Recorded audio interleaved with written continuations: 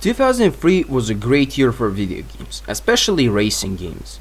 However, 2003 is the year where 3 games were released that I still hold close to my heart. Now, of course, I didn't play them in the year 2003, it happens that they were released in the year 2003. Those games are Mario and Luigi Superstar Saga, a pretty good game. That whole series of games is very underrated in my opinion. Then we have Postal 2, a pretty fun game, weird but very fun. And then we have Need for Speed Underground. Come on, what we came to do is uplift you, shift the whole body, straight lift you, jump up to the sound of the bump the beat, just for the street. Come on, what we came to do is uplift you, shift the whole body, straight lift you, jump up to the sound of the bump the beat, just for the street.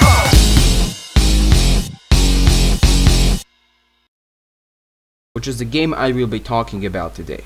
Need for Speed Underground is the game that makes me really nostalgic. Now, I don't remember why, but I all of a sudden just stopped playing the game, and I just, for some reason, couldn't play it again. So, throughout years, I would play games and I would try to emulate the sense of speed you get in that game. I mean, now that I think about it, I named myself Speed in almost every single online game, like from 2014 to 2018. When it comes to video games with classes, I always choose like a pretty quick class. I mean, now that I think about it, I main Lil Mac in Super Smash Bros. I really like playing Scout in Team Fortress 2, and I like playing Doom, a pretty fast-paced shooter. But none of those games could emulate the sense of speed that you get in this game. That's why I like this game. It makes you feel really cool and really fast. It's a pretty simple game at its core, but it's just so fun that you can't put it down. I think I was around 8 or 7 years old when my parents bought me this in a random supermarket. It was either this or a racing sim with pretty long races. However, the cars on Need for Speed Underground's box art looked cooler, so I went with that one. And the car on the box art was red. My favorite color is red. So naturally, I ended up choosing Need for Speed Underground. Me and my dad played this game a lot back in the day, and we just randomly stopped playing it. I think the main reason was the fact that Need for Speed Underground just wouldn't run on Windows 10 computers. But in the last few years, my dad would just occasionally mention Need for Speed Underground and how much fun we had, and at some point I just decided to try and get this game to work on my Windows 10 PC. I don't know why this was the first thing that came to my mind. I tried making a Windows 7 virtual machine that I could run Need for Speed Underground on. Long story short, it didn't work and I gave up. After that, I decided to take a simpler approach and just type in the question how to play Need for Speed Underground on Windows 10 into the Google search bar. And I found this pretty cool video by a guy called like 77vids or something. So pretty much the reason why Need for Speed Underground won't run on Windows 10 computers because it has this component called Save Disk. Now, Save Disk, from what I've gathered, is something to prevent piracy. So what Save Disk does is it checks if your copy of Need for Speed Underground is legit or not, and after that it just gives an okay for the game to launch.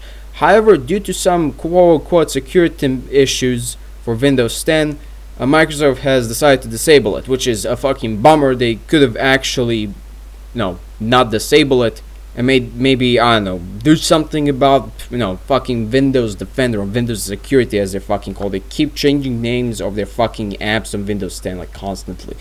They could have made that fucking piece of shit program useful for one.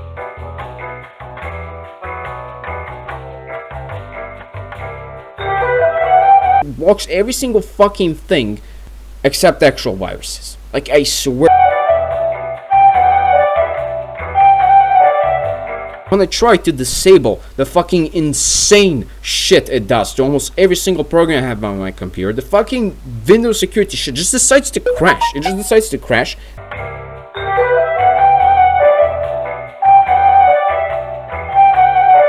Like, why? Why? You could have made that piece of shit program useful for once, and you fucking didn't. Anyways, where was I?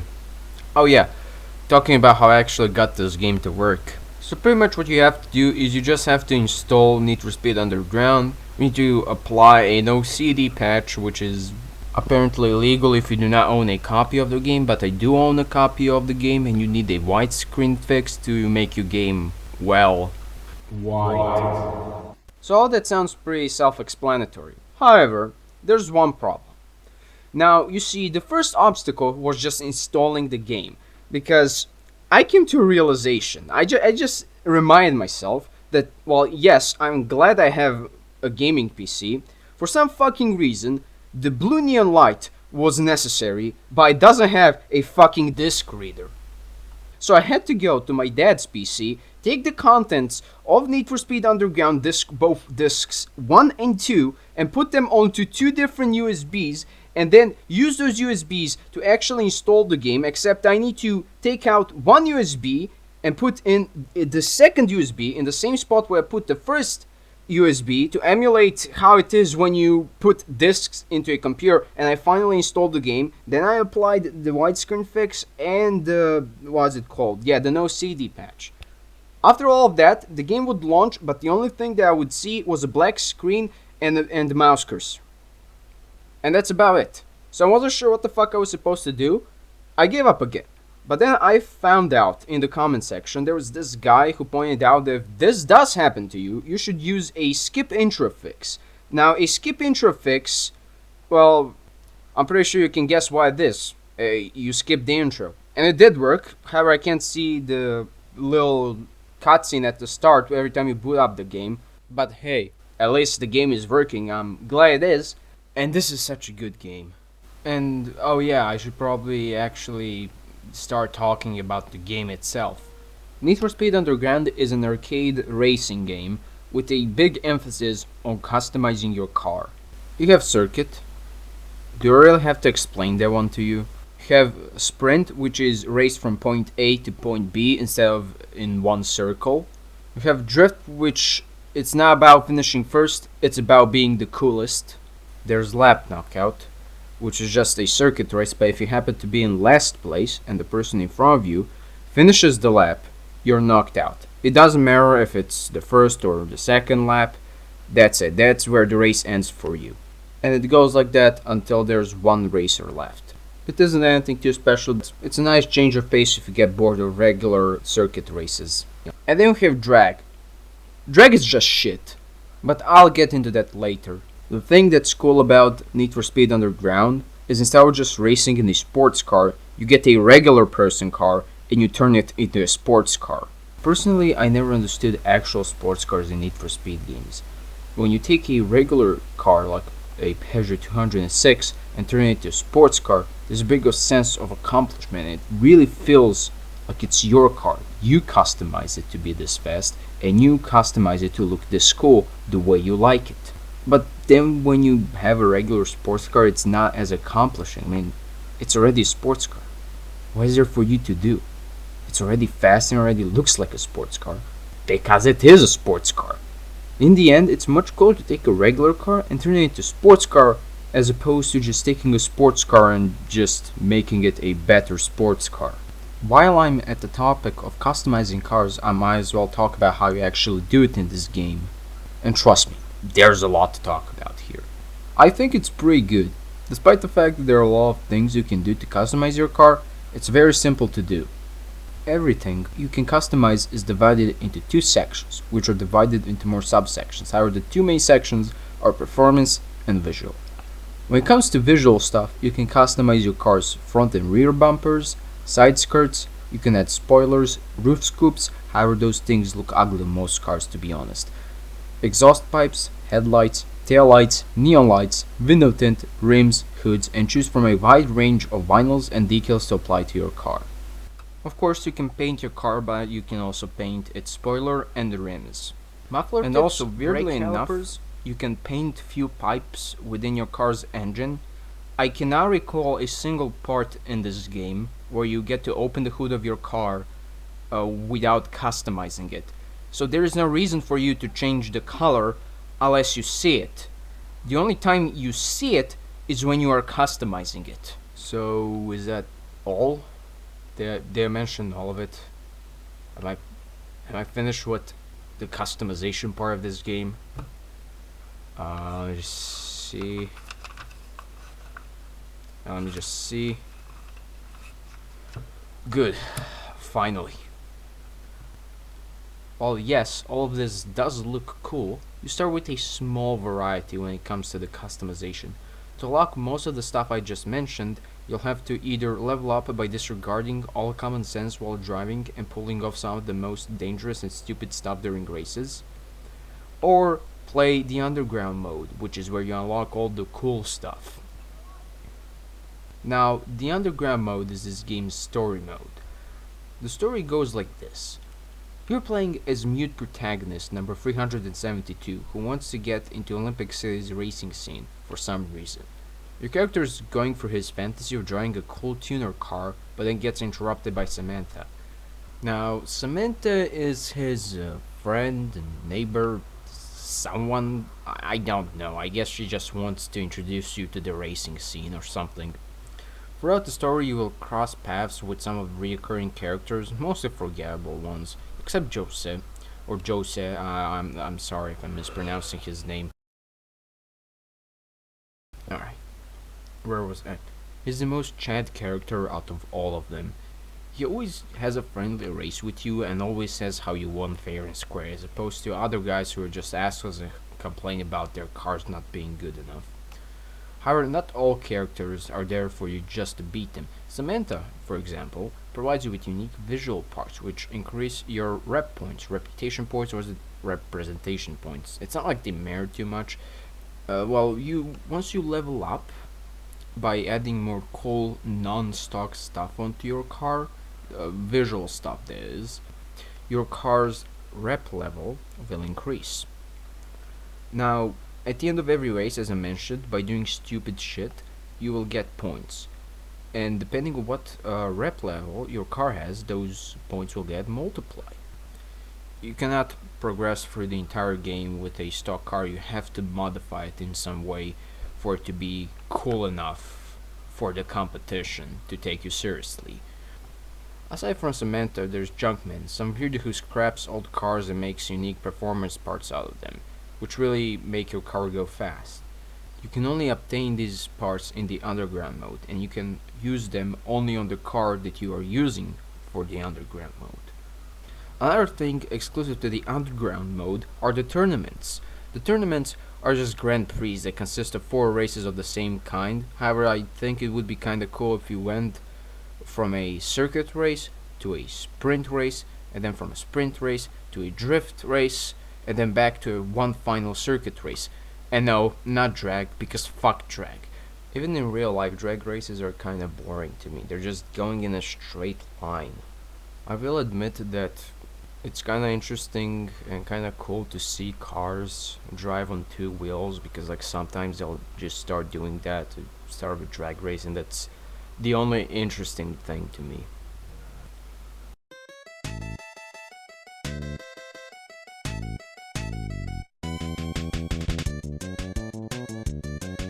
I know that races last 20 to 30 seconds, but still, I would be fine with just a MIDI file. I mean, it's kinda annoying, I know why that's a thing. The cars pretty much function the same.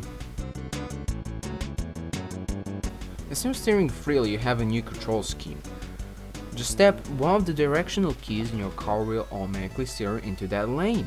While this sounds great, there's a problem. Steering is just delayed by like a whole second, which doesn't sound like much, but this is a game mode about fast reaction time and precision. You're driving a car that's going almost 300 kilometers per hour in the middle of a fucking traffic jam on a busy fucking highway. 1 second is a lot for you. The cars in drag are scripted to just appear out of the fucking nowhere, always with the perfect timing, so you ram into them and now you have to restart the whole damn race again. This does happen in other game modes as well, but this just happens way too often in drag. Why does it always happen in drag, in a game mode where steering takes like a whole fucking second to happen, and where crashing into something means that you have to restart the fucking race again? I've had enough complaining about drag. Let's move on. After being all of the members of the East Siders crew, the best racers in the city, you get to race against their leader, Eddie. Do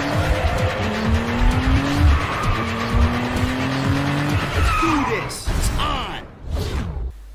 Eddie looks like the dorky cousin of Tommy Vercetti from the GTA Remastered trilogy. So, after over 100 fucking races, you actually get your final race with Eddie, who drives a Nissan Skyline, the main car of the game, the one that's on the cover of the box. Now the problem with that is the fact that, well, yes, Underground's rubber banding is okay, at least to me, for most of the time. Nissan Skylines zoom away without them even being behind you, so you'll just go near them and they'll just zoom away again. I don't know why, it's just certain cars on certain tracks are just on fucking steroids for some reason, and they're usually very aggressive. So my advice to you is deal the first blow before they do. Difficult. I just Do this. It's on. Cause it looks like Tommy from GTA Vice City. He looks like his dork twin. He looks like a dork version of Tommy from GTA Vice City. I mean, it's a fucking Mazda Miata MX-5 versus a Nissan Skyline. The Nissan Skylines in Quick Race rubber band so much, it's fucking insane. They're the most rubber banding cars in the game. Fuck's sake, I shit is getting away. Thankfully my car has very good handling. Holy shit, why is he so fast? What the fuck?